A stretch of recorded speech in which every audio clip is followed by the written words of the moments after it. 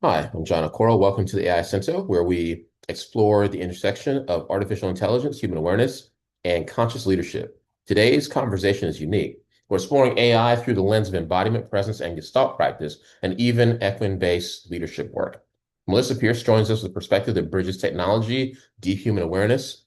And Melissa, welcome to AIScento. Thank you. Been looking forward to our conversation, John. All right. So I'm going to go into segment one, and we'll have all of your details and contact and everything in the show notes. So anybody who'd like to get all that information, that will be available in the show notes for this episode. So let's start practically. How are you using AI in your business today? Well, there's a couple of different ways that we are. First of all, I run my primary business is an education certification program, teaching people how to partner with horses doing Gestalt. So it's quite unique in itself. And one of the things that we do in the business is ask the students to write their vision. And so they write usually a 1 to 5 page vision of where they want to be in 3 to 5 years. Common coaching kind of thing to do.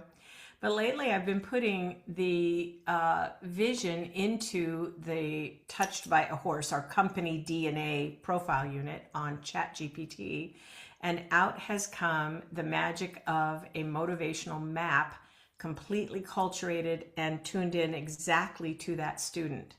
Our students have program coaches that they meet with twice a month over the 2 years that they train with me. So that gives our coaches a huge edge on what individually motivates John, not just everybody, but what's his motivational map. So that's one of the ways of all the different ways we're using it. But that one I really love. Okay. Where is it most supportive? Where does AI really kind of, I guess, have the most impact?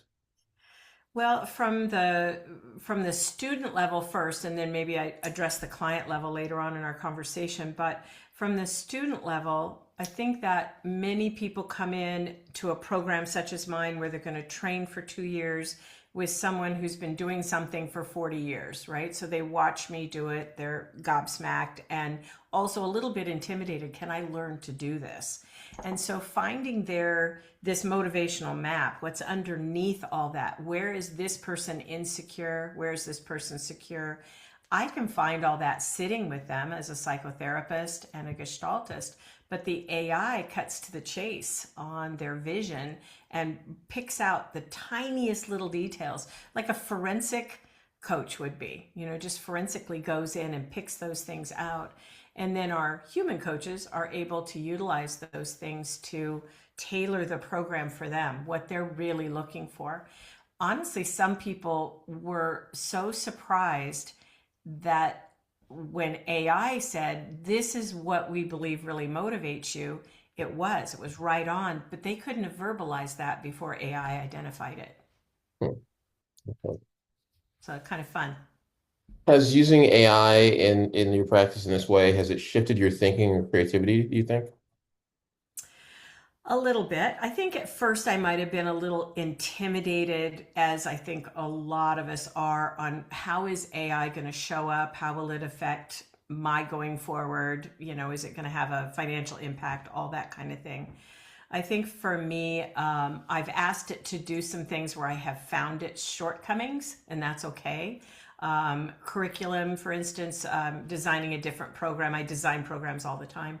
Designing a program through 4 chapters of a book I wrote into the DNA and got back a really good curriculum on teaching based on that book.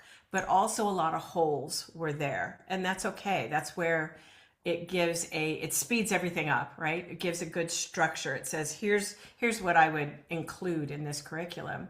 And then the human mind that knows her stuff can go in and really use that like a springboard to shorten down that curve quite a bit in designing a new program. So I've had a lot of fun with it. And are there places where you draw boundaries? You're like, this is somewhere I would not use AI or things I would not allow AI to do. So far, yes. I would say there's some that cross over my personal values, such as I'm an author, I've written several books.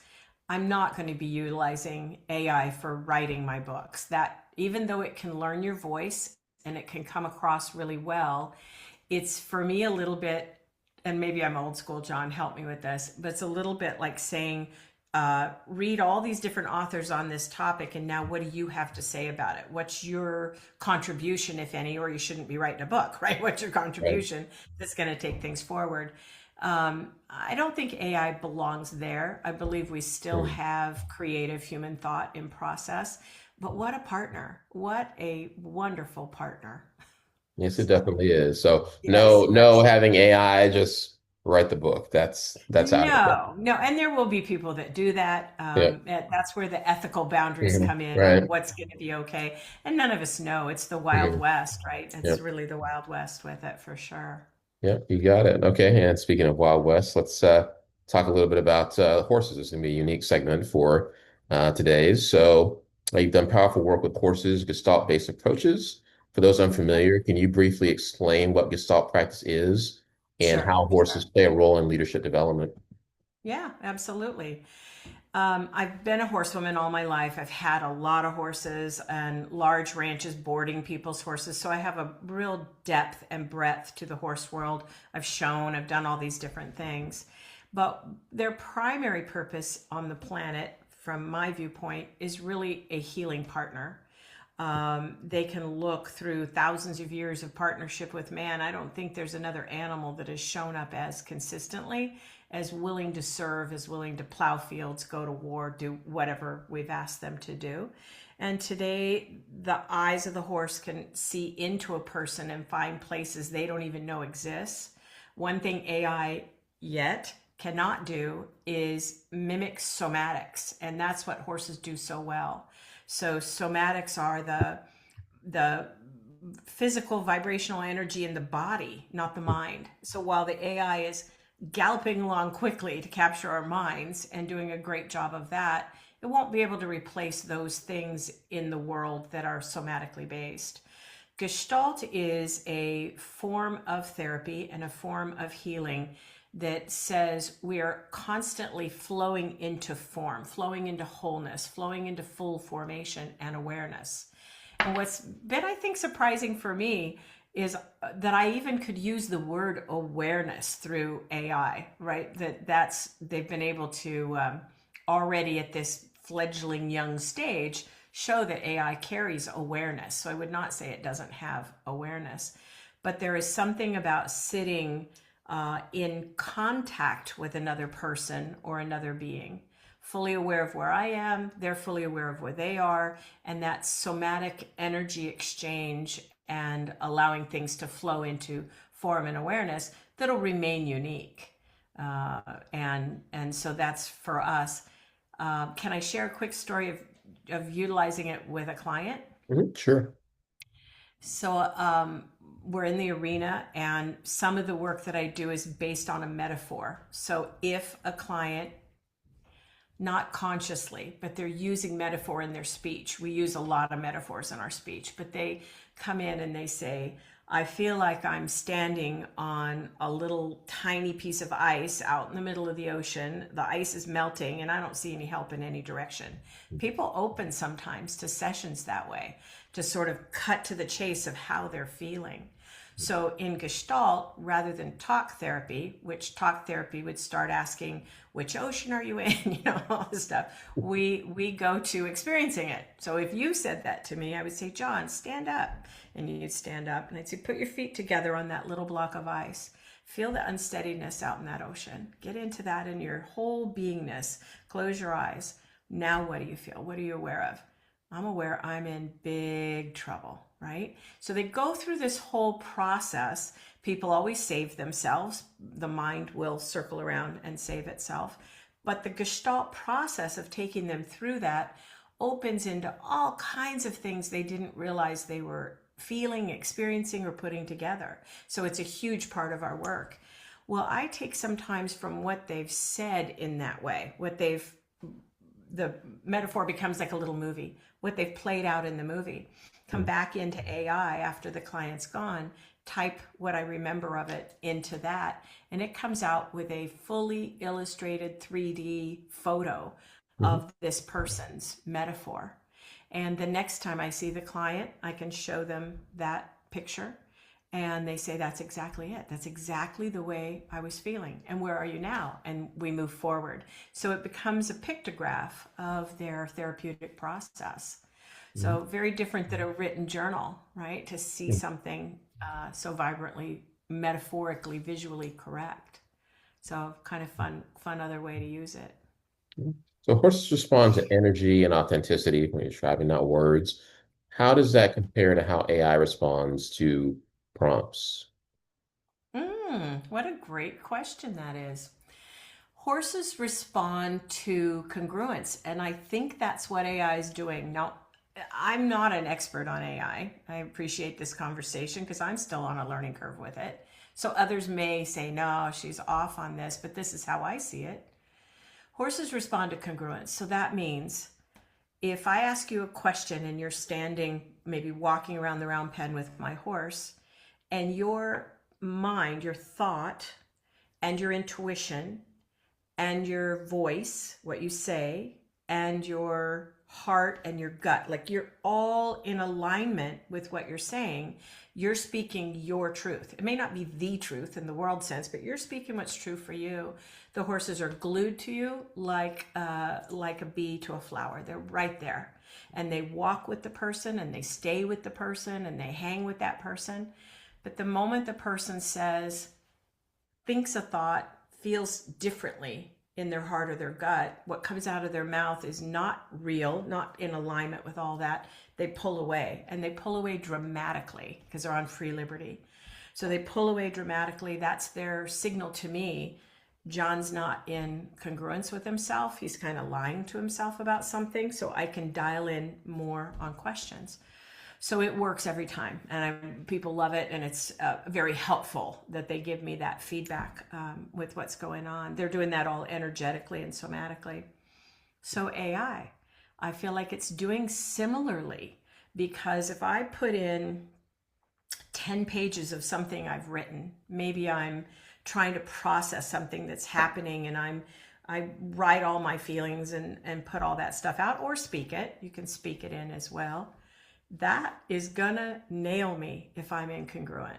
AI will say, here's what you're not seeing. Here's what's in the shadow. Here's what you're not illuminating. Here's what you're in out of congruence with, but in wrestling with inside yourself. And it's fascinating to me that it has that capacity. I believe it is based like advanced neurolinguistics. Does that follow track for you? Yep. It's like advanced neurolinguistic programming. So I teach a lot of neurolinguistic programming as well. And if we use a word like hope, and I say, John, man, feel what you really hope happens. But then I say, John, what do you intend on having happen? Very different response from the neural pathway in the brain. The brain says hope is on kind of a thin rope out there somewhere. And it's good rope, but hang on to it. Intention means you've got something behind that. You're going to make that happen. You're going to do what that takes. Just that tiny shift of, I hope to do this or I intend to do this, it picks up on all that. And I think that's how I think neurolinguistically is how it's nailing everybody so well. Yeah, I'm familiar with the neurolinguistics from a computer science is my background. So Yeah. we did a lot of, especially the early days of artificial intelligence back when I was doing this in school. Not to date myself, it wasn't nearly as smart, but we did a lot of things to try to get it to, To basically learn. understand language to learn, right? So we did a Yeah. lot of that, actually Well, encoding a lot of programming. you guys did a great job. Well, You I, did a I good I can job. tell you I can't even recognize it from then to now. So I I bet. mean, I but bet. yeah. But that's like the early days of the World Wide Web, right? When Yeah. everybody was so terrified of the web. What's it going to be? It's going to destroy our culture. Has it been perfect? No. Has it done some damage? Yes. Everybody can point out to all the scandalous ways in which the web is so bad. Has it also solved a lot of problems? Yes. Has it also made things easier, commerce, and all of that? So I look at AI much the same way. We don't know what we don't know. We can definitely become fearful around it and be afraid of it and treat it like something that's going to take jobs and ruin the world. Or we can say, how can this make things better? How can it make things easier? It's the quality of the questions that we ask ourselves, right? That's the difference. Let me ask you, what does embodied leadership teach us that technology cannot? Mm. I lean back into somatics again. That embodied leadership to me is when we are, again, in congruence, we're walking our talk, we're actually leading from a place of strength and peace and acceptance and non-judgment and all of those things. And that's where horses come from too. So that's probably why I'm so in alignment with that. It's such a deep connection to our humanity. And I hope we never lose that deep connection to empathy, to humanness, to humanity, to being with each other in those genuine, real ways. I read an article about some schools in different countries in the world that are making it a zero Wi-Fi zone. They thought that giving every kid a tablet would be a really smart thing to do, but it hasn't turned out to be. They're going back to some old school ways of saying, no, let's go back where kids are in little groups of 4 talking about things and figuring things out. And I think there's a blend somewhere, but that's a good idea. We can't lose our humanity in the process of it. To me, the smart way to approach AI for people is to say, how can this assist me in opening up more time that I can have to connect with others? If it's just another rabbit hole to fall down, it's going to defeat its purpose. Uh, there are ways in which it streamlines things, speeds things up. Gosh, I'm preaching to the choir. You know this, and most of your listeners probably do as well. It can speed up the most mundane tasks and make it really quick. What it can't speed up is that heart to heart, brain to brain, soul to soul connection. So I guess I saw something the other day thinking about you and this conversation we were going to have.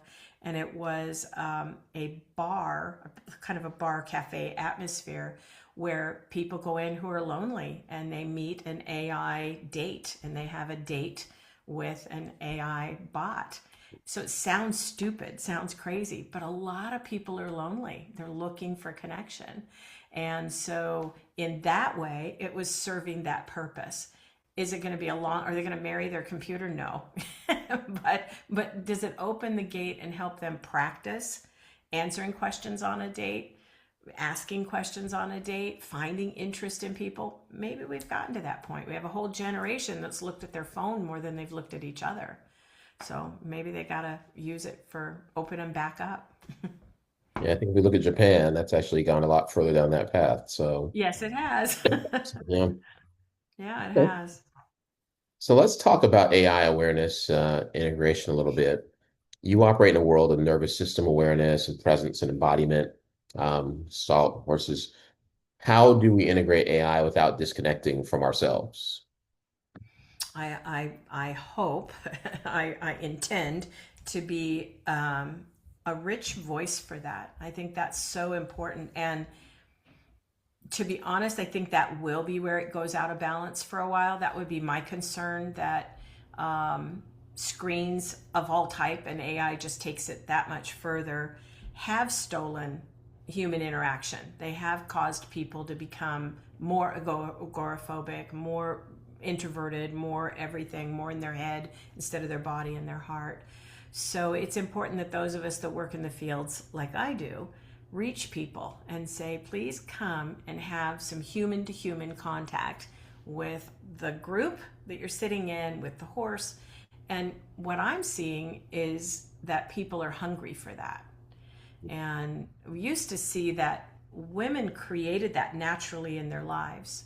Men did not do it so naturally. Men might go play golf and they might go to a bar and they might do a lot of things together, but they didn't tend to open up and build those deep relationships, discussing intimate things or important things going on in their family or how they feel about things. They would pretty much keep it in the bro code, right? And have a great golf day.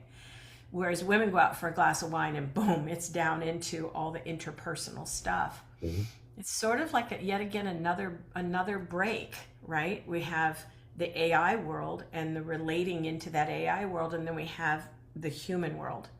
What I've witnessed is men that cross over into being able to express their emotions, that are really emotionally intelligent and enjoy being in that contactful place, they love it. They never go back the other way. They never close back off. So I'm hoping, intending that people will see it the same way. They're going to say, now what I'm hungry for, I have that, I have AI, I have all that stuff. Now what I'm hungry for is realness, authentic connection with another human being. I don't know if robots will ever be able to do that, you know? So I don't know. I'd be fascinated to crawl around in your brain and see where you think this is going. Seeing some of the consumer electronic shows that are coming from Asia, it's a little scary It how is. realistic some of those robots already are. So Absolutely. And they yeah, all build them like these beautiful Asian young girls that are just they do. stunning. I mean, They so do. stunning. And their eyes move and their cheeks move and they look like they have all these emotions, right? Yeah. All built in. So I don't know. Maybe their marriages will go easier than human marriages, and that's where we're headed. Who knows? Yeah, I So don't know. I mean, obviously, as we talked about with Japan, there's obviously but on the other side of that, there's a real lack of human connection that's happening in the younger generation there as well. So that's absolutely. not ideal. That's not ideal. Absolutely, absolutely. And is there such a thing as balance? Is there such a thing as, so I look at it that it's going to be we're on the fulcrum, it's going to be a continuum, right? And I think the natural curiosity and newness of AI is it's going to tip toward AI pretty far. And my hope is then it will tip back and create a hunger for that communication and that realness and that authentic presence. And people will be saying to some other young girl, "You're not a robot, are you? You're real, right?" So some of those you could have a hard time telling. Yeah, it's true. Yeah, So yeah. is AI amplifying who we already are? What do you think about that? You are such a good interrogator here, my friend. Is it amplifying who we really are? Sadly, probably so. I say sadly because much like a lot of other things in the world, sometimes our better self is what we show, our ideal self or our self image is what we show out here. I think AI crawls underneath that and I think it's going to either do one of two things. It's either going to expose somebody for who they are and how they're operating in the world, or it's going to promote somebody, right? So there's going to be a line at which people aren't going to be able to hide. And so if you're a moral person with values and ethics and you want to play life straight up, it should lift. And for those who aren't, it should say, I expose you in this way. So I don't know. I just want to put it on the Epstein files right now. So come on, AI, do your thing. Let's feed those millions of pages in and do that. So Yeah, that'd be a scary one. see But, what see what comes out, right? Yeah, exactly. Yeah, it's fascinating. how do leaders stay regulated and conscious in an accelerating tech world? Your take. Spending more time on figuring out really who they are. My forte is really working with people who have gone through trauma. And an awful lot of people will say, "Oh, I haven't gone through trauma." But when they sit down across from me, they look at where the trauma was. It may be relative. One client I work with could be a gang rape, and another client could be their parents divorced when they were 11. They're both traumatic events, just in the schema of that person's life, it's relative. So it's not a competition, but almost everybody has experienced some trauma, which they have an opportunity to learn from. And many times those traumas happen in our family of origin. And so as we're growing up, then we hit 35 or 40 and we say, why would I want to go back and look at that? I don't want to go back and look at that. I got out of that household. I survived all that crap. I don't want to go back and look at that. The only reason is because of the unfinishedness, the unfinished business back there, which is triggered today. And so my work goes in and it doesn't say, what's wrong with you, John? It says, what happened to you, John? And we look at the formation of John and what happened to you, and any kind of trauma that happened, we get that out and finish it up through Gestalt. That gives people a clean playing field. Now they're no longer reactionary to something that is similar to the trauma they had before. Instead, they're responding exactly to what's happening now. If we lose that, we kind of lose everything. So, what I'm hoping for me and what I intend to be a beacon for is that people have human awareness of self, awareness of any defenses that you have and why you've created them and how they operate, anything like that, any way in which we're being triggered subconsciously. Those traumas are actually held in the cellular level of the body. They're not just sitting in a storage container in part of your brain. They're in every cell of your body. Gestalt gets that cleaned up and out so that you can feel your most authentic self. That's going to be the difference between us and those robots. That's going to be the only difference between us and those robots, I think, is the ability to have authentic, real human emotion. We look at like what careers are going to be replaced by AI. That's a big topic out in the world right now. Oh my God. I feel like the triangle's inverted. And tell me if I'm crazy on this one, John. But I feel like the triangle's inverted. So the triangle used to be tradesmen on the bottom and all the pros, all the paper pushers, all the legal and doctors and all of that at the top that spent a lot to get in their careers, right? It's inverted. I'm getting a brand new beautiful shower put in my house. AI is not going to come in and do the tile job that this guy just did. Let me tell you, it's a piece of art. They're not. But could the architect who designed it be done on AI? Damn straight. So it's inverting our world as we speak. And it's going to be really interesting to see the effect that has on the world. I would definitely agree with that. It definitely seems like the jobs that we've always kind of thought were untouchable, kind of the top Yeah, of that pyramid, if you want to call it that. yeah, Those yeah. it looks like AI is really starting from the top and working its way down. It's, it's So going to that's level that probably a bit of a playing field. shock to just a shock to our culture Yeah, in general, right? That yeah, it's yeah. happening. Yeah, when it's going to be the tradespeople going out shopping for the new house and the lawyer and the doctor and all those guys going, I can't make my mortgage. So yeah, who knows where this is going? It's going to be fun to see where it goes. But do you believe? I kind of believe we also have an opportunity for human evolution to stay ahead of it in terms of, all right, so you just lifted me up here. Now what can I create? What can I make? Now that you lifted me here, now what can I make? Like, I hope we can stay ahead. But we're a pretty lazy species anymore.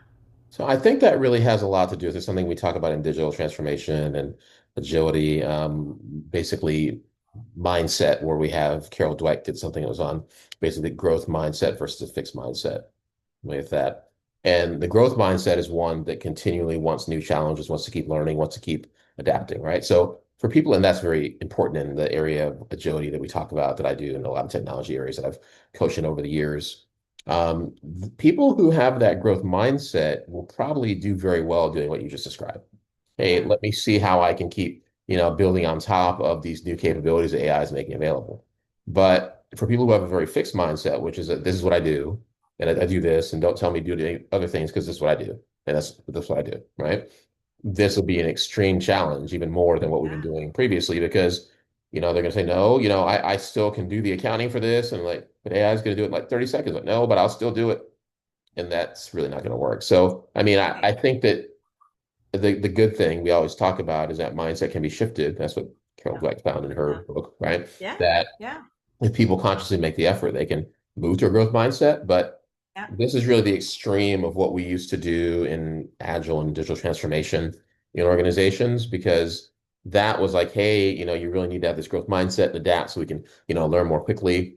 But people will still, we don't want to. But now it's really not, we don't want to, because if you don't, literally, Oh, AI literally. is gonna create the spreadsheet you create. It's gonna, send the emails you send. There's nothing for you to do. So It's yeah. very similar. I feel like it's very similar. We all saw it happen. A lot of us lived through this.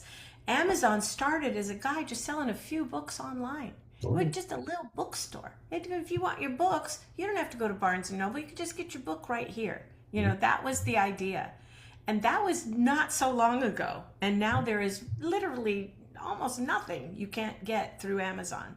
So it's a little bit the same way. I mean, we've been taught this by the World Wide Web. We've been taught this by companies, using Amazon as an example of one that says here. So you're saying to the CPA, hey, heads up, your job's going to be done by AI quicker and better. So to me, that person, you're exactly right, the fixed mindset versus looking at their assets and saying, so what will humans need? Oh, humans still have a really unhealthy relationship with money. Most people have no idea how to manage it, take care of it, save it, grow it, whatever. So maybe I should take all the things I know as a CPA and I need to learn to pivot quickly.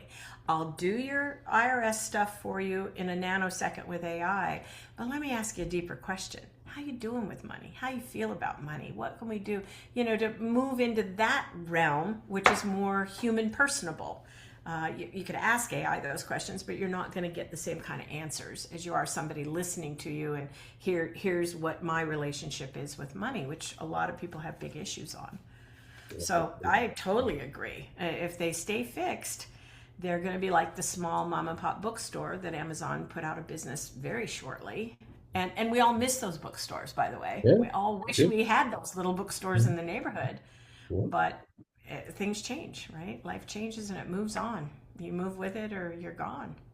absolutely. So, So yeah. let's talk briefly about the future of conscious AI leadership. So 5 years from now, what does a healthy AI integration look like for conscious leaders? How are they using it? Obviously, we don't know to what extent it's going to advance, but what would that look like, do you think? It's going at such an exponential rate. I think it's surprising even people who are in that industry and like you that know a lot about it.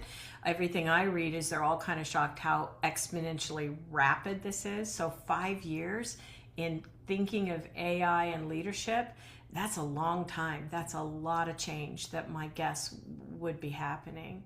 When we say conscious, to me, how I would hold the world conscious again is the ability to have contact with other human beings, the ability to look someone straight in the eye, the ability to know my truth and to stand on it calmly. And if I hear something different, to take it in and think about that's an interesting point of view. I hadn't looked at it that way. Remaining flexible, right? Everything that you're saying, being able to be real, because my hunch is that people are going to crave leaders who are authentic voices in the world, who are not in fear base, who are not coming from a place of like the sky is falling, but instead the reminder of what it means to be human. Sounds kind of silly, but we're going to have to remind people like crazy what it means to be human, you know? And along those lines, what advice would you give someone who fears AI replacing human depth and just humanness in the future? The human brain is an amazing place. I don't think a computer yet today, even with AI, has begun to tap the potentiality of the human brain. Here's the difference though. We all have our capacity of what we can do, and then we have how much we produce. So if I said to you, I have $1 million cash sitting on my desk, well, today maybe it needs to be a billion, right? The numbers are so big anymore, but I have $1 million sitting cash. And if you don't speak another language besides English today, but I say if you learn to be fluent in Russian, not an easy language to learn, or Japanese, I'm going to give you this cash. You need to do it in 30 days. Now, a lot of people would go, well, I can't learn Japanese to be fluent in Japanese in 30 days. But if you knew it was a real offer and you knew that cash was real, can your human brain do that? Oh, yes. You would cancel every podcast interview out there. Nothing. You would do nothing but get yourself in conversational Japanese consistently until you could do it so you could say, pay up. Give me my $1 million. The brain can do anything. The human can do anything. We all have all this capacity and this capability. And then we have a little tiny bit that we actually produce every day, that we actually use it for. So my prayer is that we never forget that we know it is going to cause us to stretch, cause us to reach, cause us to grow. And that's where the embodied leaders come in, to remind people, hey, we've got it. We've got it. We're okay. Grow, stretch, rise above. I don't know where the people in the world who are falling quickly behind in tech in general are going to be. That kind of concerns me more, because there is a generation in between the youngest kids and the olds that really has slipped off the bell curve on understanding how to handle even, here, send this photo to me by email. What? I don't know how to do that. So there's a gap there. Maybe education in that sense will become bigger. I don't know, John, where's it going in 5 years? You tell me. Well, I think that those who are, and I'm not going to call myself an expert either, but those who are, truly experts in, you know, AGI basically expect that we are going to get artificial general intelligence, right? Which is going to be a point where AI will effectively be conscious and able to think it will not be within any narrow band of thinking. It will be completely, just like we can think, in any direction. That is what everybody is, at least in the industry, AI is looking forward to. Actually, beyond that is artificial superintelligence, which gets a little scary, but we won't get into that today.